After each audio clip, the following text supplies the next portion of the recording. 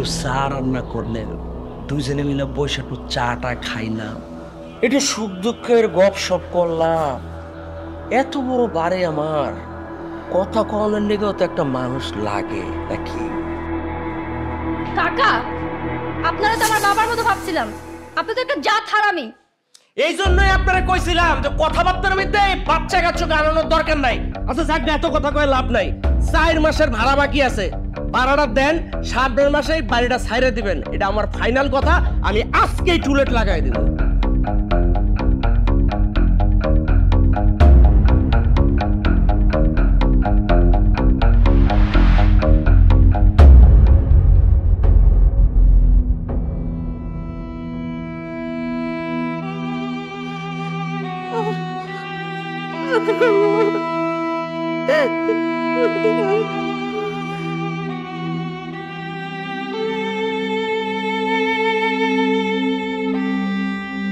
আসসালামু আলাইকুম মুরব্বী।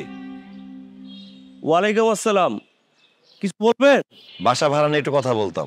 ও বাসা বাড়ি? হ্যাঁ আসেন, ভিতরে আসেন, আসেন।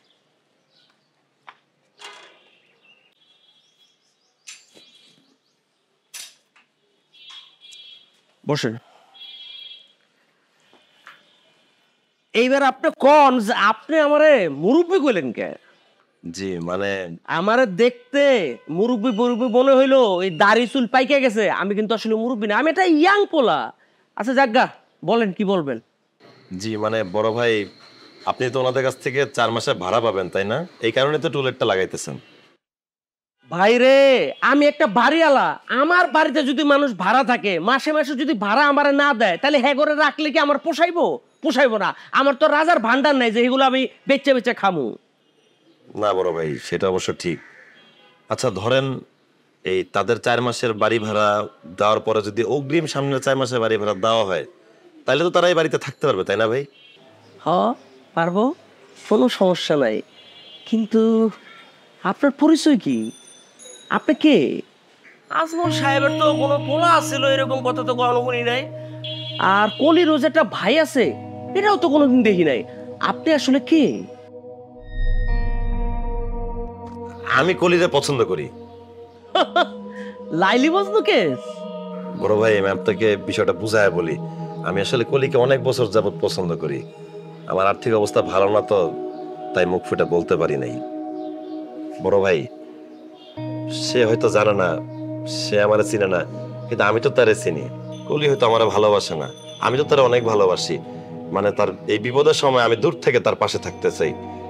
আপনার কাছে একটাই অনুরোধ ভাই, আমি যে আপনার এই বাড়ি ভাড়া টাকাটা দিতেছি, এটা কলির মা বা তার ছোট বোন কেউ যেন না জানে। ঠিক আছে, জানবো না। তুমি যখন মজনু হইছো, তো আমার একটা কথা আছে, আমার একটু বাড়াইয়া দিতে হইব। এটা তো খুব জুলুম হয়ে যায় ভাই। তারপর আমি চেষ্টা করব। তবে ভাই, টাকা তো আমি আপনারা দিতেছি, আপনি তাদের সাথে ভালো ব্যবহার করেন, তাদেরকে বাড়ি থেকে তাড়ায় দিয়েন না। তারা তাদের মতো করে থাকুক, আপনি ব্যাপারটা নিজের মতো করে ম্যানেজ করে নিয়েন। আমি আর কি করুম রে ভাই, যা করার সব তো করবো মালে, মানে টেকায় কথা কইব। আমি এবার নগদ নারায়ণে বিশ্বাসী। আপনি টাকা দিবেন, যেমনে কইবেন হেমনি চলুম। ভাই আপনি ওই টুলেটটা খুলে ফেলান, আমি টাকার দেওয়ার ব্যবস্থা করতেছি। আপনি টাকার ব্যবস্থা করেন, টুলেট আমি এক্ষণ খুলে ফেলাইতেছি। ঠিক আছে বড় ভাই, তাহলে আমি আসি।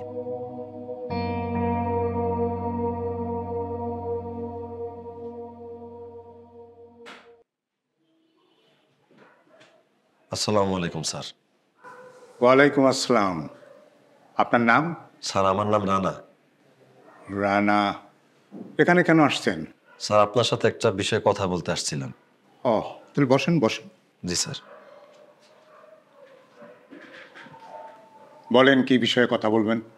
স্যার ওই কলির আব্বা রহমান কাকা তো এখানেই চাকরি করতেন তাই না স্যার? করতেন। রহমান মিয়া খুব ভালো মানুষ ছিলেন। আল্লাহর কাছে দোয়া করি আল্লাহ যেন তাকে বেশ নসিব করে।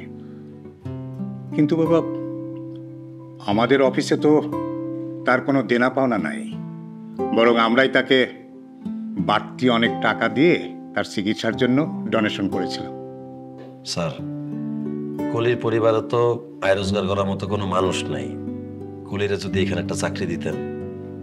দেখুন, আমাদের অফিসে তো মেয়েদের কোনো পোস্ট নাই। তাছাড়া আমাদের এই প্রতিষ্ঠান তো খুব বড় প্রতিষ্ঠান নয়, মাত্র 5-6 জন স্টাফ আছে। তবে রহমান মিয়া আমাদের এখানে পিয়নের চাকরি করত, পিয়ন ছিল। তার পোস্টটা খালি আছে, কিন্তু সেখানে তো আমরা কোনো মেয়ে মানুষকে বসাতে পারবো না।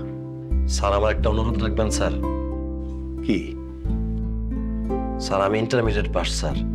ওই রহমান সাহেব যেই পদে চাকরি করতেন আমারও যদি ওই পদে নিয়োগটা দিতেন। এটা অবশ্য আলোচনার বিষয়। আপনার ব্যাকগ্রাউন্ড কি, কোনো রেফারেন্স আছে কি না, আর এই অফিসের নিয়োগ প্রক্রিয়ার একটা ব্যাপার আছে, অফিসের রুলস রেগুলেশনের ব্যাপার আছে। এগুলো যদি ঠিকঠাক থাকে আপনাকে চাকরি দিতে আমার কোনো আপত্তি নাই। আর রহমান মিয়ার জায়গাটা তো কাউকে না কাউকে নিতেই হবে, লোক তো লাগবেই। স্যার আমি যে কোনো মূল্যে পরিবারের পাশে থাকতে চাই স্যার। চাকরির এই বেতনের টাকাটা আমার দরকার নাই স্যার। আমার বেতনের টাকাটা আমি কুলিদের পরিবারের জন্য পাঠাইতে চাই স্যার। আচ্ছা ঠিক আছে, ঠিক আছে, হাত ছাড়ুন, হাত ছাড়ুন, বসেন। আচ্ছা, রহমান মিয়া আপনার কি হয়? স্যার সত্যি বলতে উনি আমার কিছু হন না, কিন্তু কলিরে আমি খুব ভালোবাসি। মুখ ফুটে তারে কোনোদিন বলতে পারি নাই সে আমার ফিরাই দিবে সেই ভয়ে। কিন্তু স্যার আমি এই বিপদের সময় আমার ভালোবাসার মানুষের পাশে দূর থেকে হইলেও থাকতে চাই স্যার। তাই বলে পিয়নের চাকরি করবেন? স্যার এই শহরে নিজেরা টিকায় রাখানোর জন্য নানান সময় নানান পেশায় নিজেরা জড়াইছি, আমি পারবো স্যার। ঠিক আছে, আপনি যদি করতে পারেন আমার দিক থেকে কোনো আপত্তি নেই। স্যার একটা অনুরোধ। কি? স্যার কলি বা তার পরিবার যেন কোনোভাবে জানতে না পারে এটা আমার ইনকামের টাকা। তারা যেন জানতে পারে তাদের বাবা ফান্ডে কিছু টাকা জমা রেখে গেছিল, প্রত্যেক মাসে সেইখান থেকে যাতে টাকা দেওয়া হয়। ভালোবাসার জয় হোক, আপনার জন্য আমার দোয়া থাকলো।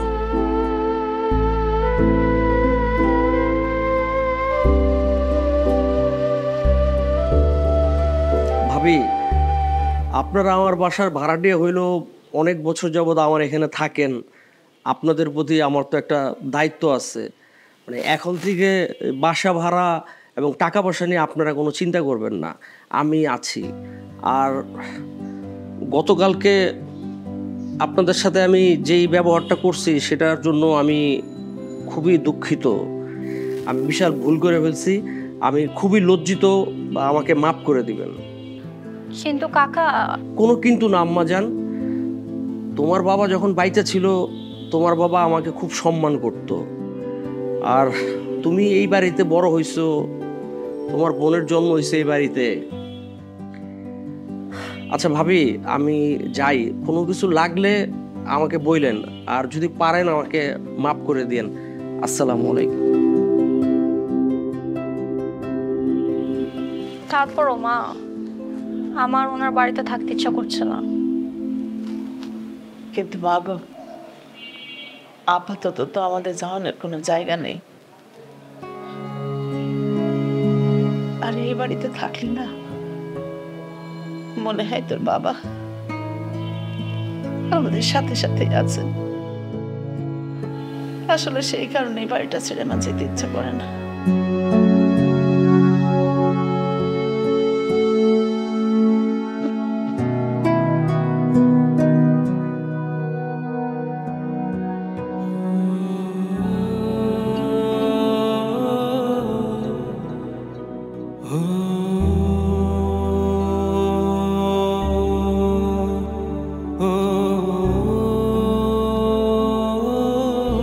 আব্বা, কতদিন তোমারে দেখি না।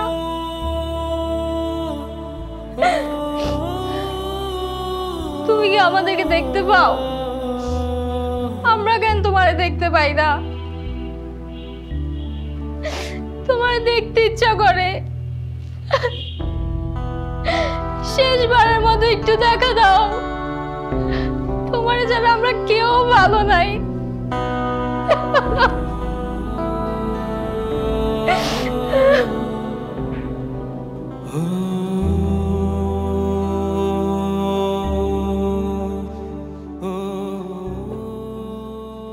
বন্ধু, ওই মায়াটার উপকারের জন্য অফিসের বস আর বাড়িওয়ালারে মিথ্যা কথা কইছি, পরে বুঝতে পারলাম মেয়েটা সত্যি সত্যি আমি ভালোবাসি। তোর একটা জিনিস আমার মাথায় কাজ করতেছে না, চেনা নাই জানা নাই একটা অচেনা মাইয়ার পরিবারের দায়িত্ব তোর কান্দে লইতে বুকে। তোর কি ভবিষ্যৎ নাই? এইভাবে তোর জীবন চলবো? বন্ধু, আমার যে জীবন, এই জীবনে পাওয়ারও কিছু নাই, হারানোরও কিছু নাই। কলির জন্য আমার খুব মায়া হয় রে। ওরে আইছে আমার সম্রাট শাহজাহান, মায়া একদম উতলায় পড়তেছে কলির লেগে। তাহলে যা কলির লেগে একটা তাজমহল বানায় দে, আর এইটার মধ্যে লিখে দিস রানা প্লাস কলি সমান সমান রানার কলি। ভালো হয় না? এই মায়ের থেকেই মনে হয় ভালোবাসা সৃষ্টি হয়। চিন্তা করে দেখ, একটা মানুষের সাথে আমার দেখা হয় না, কথা কইলাম না, হাত ছুঁয়ে দেখলাম না, একসাথে হাঁটলাম না, উস্কাও খাইলাম না, কিন্তু আমার তার জন্য এমন লাগে কেন? কেমন লাগে? বমি বমি লাগে? মা হতে চলেছ তুমি? মাথা তার মার সব সিটছে। শোন বন্ধু, এসব বাদ দে, সুন্দর মতো চাকরিটা কর, এই পাগলামি বাদ দে কইছি। আচ্ছা কথা বাড়াইস না, লাইটটা অফ করে দে, সকালে অফিসে যেতে হইব। যা। ওরে আমার লাট সাহেব, যেই না করো চাকরি তার আবার অফিস। হ্যাঁ, তুমি তো করো পিয়নের চাকরি, বাপ দেখে তো মনে হইতেছ অফিসের ম্যানেজার। শোন বন্ধু, তোর একটা কথা কই, মানুষ মানুষের জন্য, জীবন জীবনের জন্য। ওরে আমার লেকচার রে, কঠিন লেকচার। তুমি তো পিয়ন না, তুমি ঢাকা বিশ্ববিদ্যালয়ের মাস্টার। আইছে, শোন বন্ধু, নিজের ভালো পাগল বুঝে, অথচ তুই বুঝলি না। আচ্ছা শোন না, লাইটটা অফ করে দে না। আমি কি পিয়ন? আমার হুকুম দিস কি লিগা? তোর কাম তুই করতে পারস না? আইছে ঢাকা বিশ্ববিদ্যালয়ের মাস্টার, আমার হুকুম দিতে, তুই নিবা যা।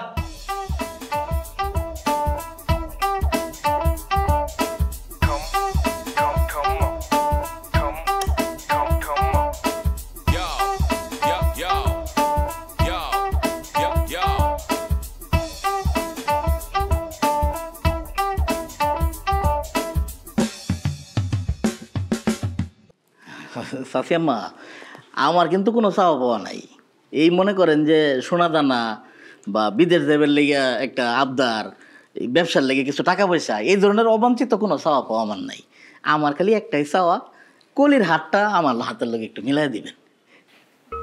কিন্তু বাবা, আমি শুনলাম তোমার নাকি আগের একটা ঘর আছে। চাষি যে কি কর না, একটা পুরুষ মানুষের যদি সামর্থ্য থাকে তাহলে সে বিয়ে করতে পারে না? আমি তো মাত্র একটা বিয়ে করছি, আর এই যে কলিরে যে বিয়ে করবো, এটা আমার জীবনের দ্বিতীয় এবং শেষ বিয়া। এরপরে আমি আর কোনো বিবাহ করবো না, আমি আপনার কথা দিলাম। যদি আপনার বিশ্বাস না হয় 300 টাকা একটা স্ট্যাম্প লোন আমি সুন্দর করে একেবারে সই করে দিলাম। আচ্ছা, ওই মাইয়া তোমার সংসারে কতদিন আছিল? আর চাষি আমি এটা কই না যে আমি মনে করেন মায়ের বিয়ে করে নিয়ে এসেছি, তো সে আমার বাসর করে অপেক্ষা করতেছে। তো আমার ঘরে আইসে, আমার জন্য তো অপেক্ষা করবো, তাই না? আমি 1 গ্লাস দুধ নিয়ে সুন্দর করে এরকম কাছে যাইতে মা ছটফট ছটফট করে লাফানি শুরু করছে, মনে কবুতর জব করে দিচ্ছে। কি লেগে জানুন? হ্যাঁ বলে মির্কি বেরাম। আরে মির্কি বেরাম আছে না, মির্কি বেরাম বুড়োনের আগে এর বাপের বিদায় দিতে হয়েছি, আর 3 মাস যাইতেই মনে করেন ডিভোর্স। মানে তুমি আমার কয়টা দিন সময় দাও বাবা, আমি মেয়েটার লগে কথাবার্তা বলি, বুঝবাস করি, তারপরে তোমার জানাই দিছি। চাচি আম্মা, এত চিন্তা ভাবনা বুঝাবুঝির কিছুই নাই। আপনি 5,000 ওষুধের সময় 2 লাখ টাকা নিয়েছিলেন না আমার কাছ থেকে? কলির সাথে যদি আমার বিয়েটা দেন, তাইলে আপনার 2 লাখ টাকা দিতে হইব না।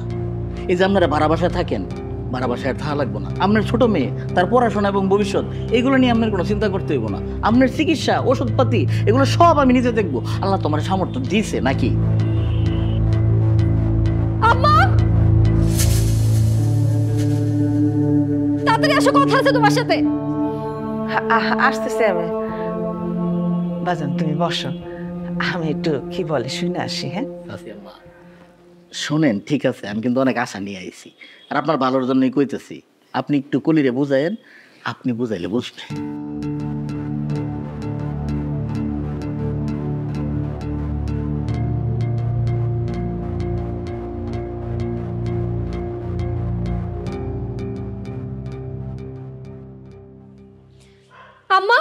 এসব কি হইতাছে?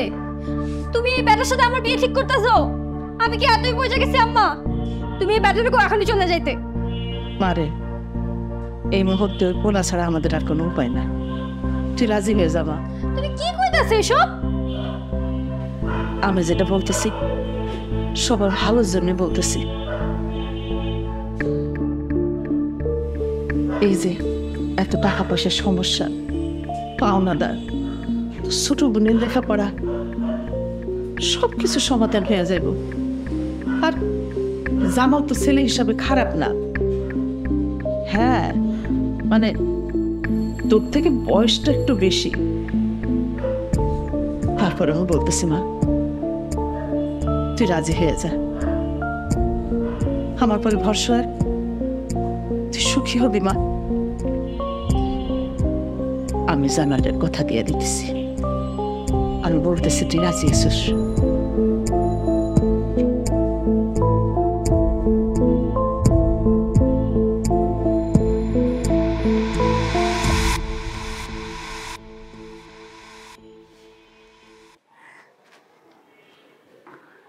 আমার মাইয়া রাজি, তুমি বিয়ের আয়োজন করো। চাচি আম্মা, সরি আম্মা, যাইতেলে আমার তো অনেক দায়িত্ব, কেনাকাটা করতে হবে, অনেক লোকজনকে দাওয়াত করে খাওয়াইতে হবে। এই মনে করেন এই গরুর মাংস, খাসির মাংস, দেশি মুরগির মাংস। আম্মা, এই দুবাই থেকে উট যদি আনা লাগে তাহলে উট আনাবো। আপনার আমি ফোন দিলে আপনি একটু অনুমতি দিয়েন। আর ধরেন যে অনেক লোকজন দাওয়াত করতে হবে। আম্মা যাই, দোয়া করেন। হ্যাঁ থাক বাবা থাক, আল্লাহ বাঁচায় রাখবে।